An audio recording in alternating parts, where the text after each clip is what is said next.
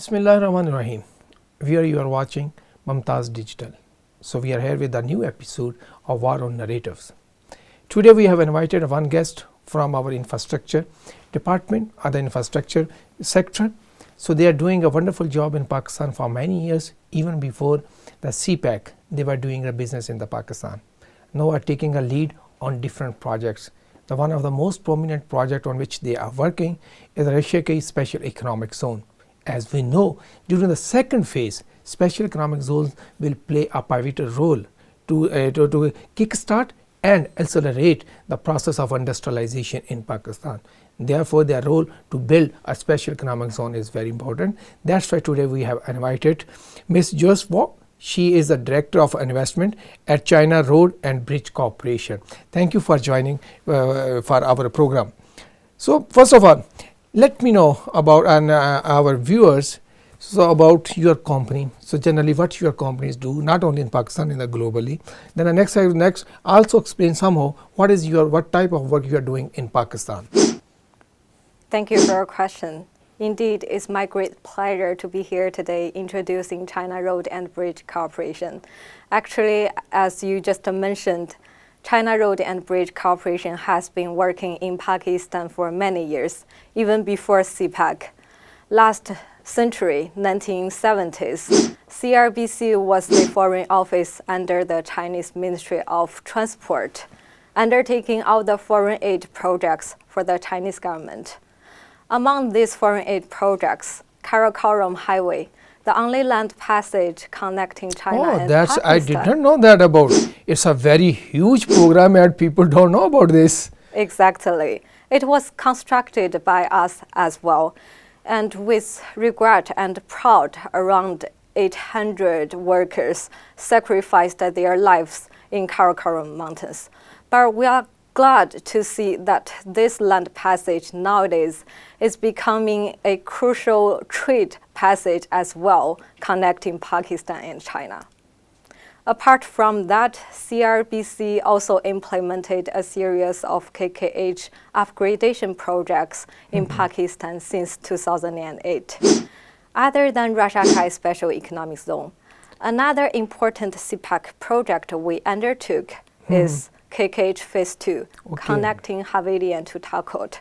Okay. This is one of the only two major infrastructure projects launched under CPEC. The total contract value is about 1.3 billion US dollars.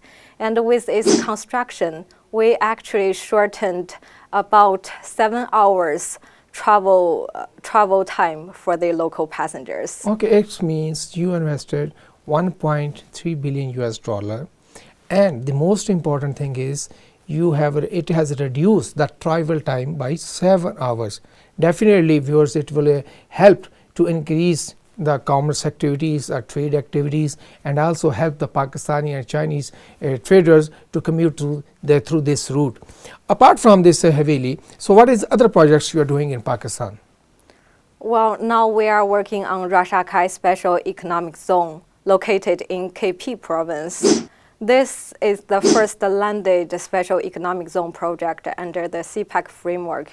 It is also a pilot project because we want to introduce the Chinese model to this great land, as well as embracing the local traditions, attracting more foreign investment, and help the relocation of Chinese companies coming to Pakistan, investing in this great land.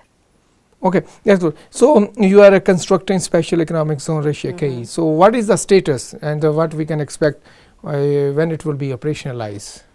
It's my pleasure to update you that first phase was completed last March. Okay, first phase completed. Now you're working on? Now we are working on its marketing, helping more investors to relocate their industry in Russia.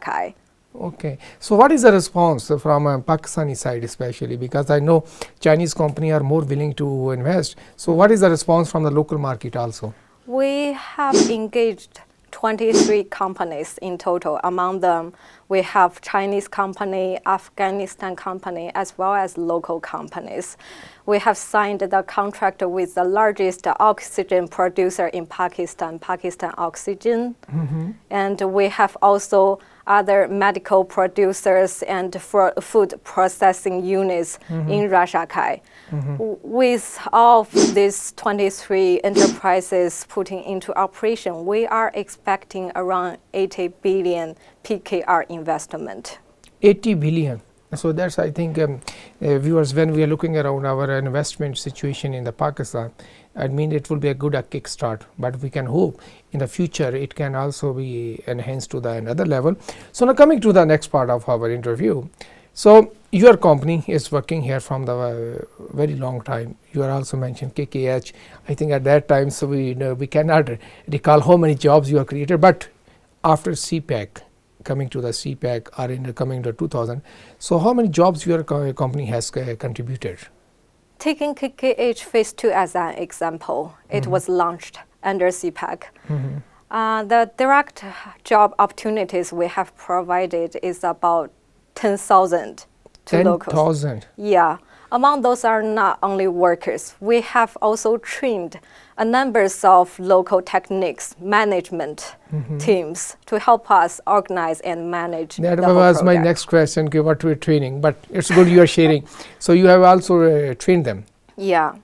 And also we sponsored about 50 Pakistani students to pursue their master major in China in one of the leading university, East-South University in China. That's been not only directly investing on the training and capacity building of your worker, you also supported 50 students to go and pursue education in China. I think that is a good example. So how your companies, not only Chinese company, but also the other companies, Pakistani companies or some other countries' company, they can also learn how a company can make a difference in educating the people. Please continue.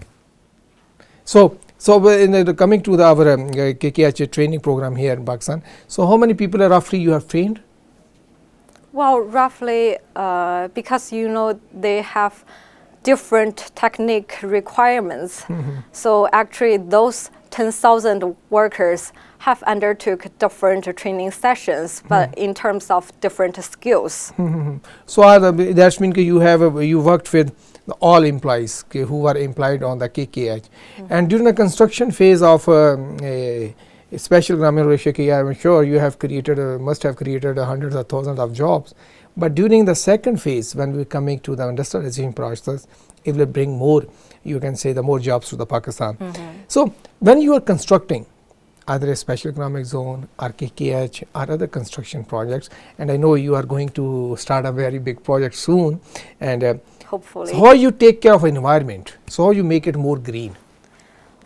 Well, I will still take our projects as examples. For KKH Phase 2, during its construction, to minimize the construction impact to local environment, we actually hired the third party to be the environmental monitor entity, help us to monitor as well as to minimize all the construction impact to local environment.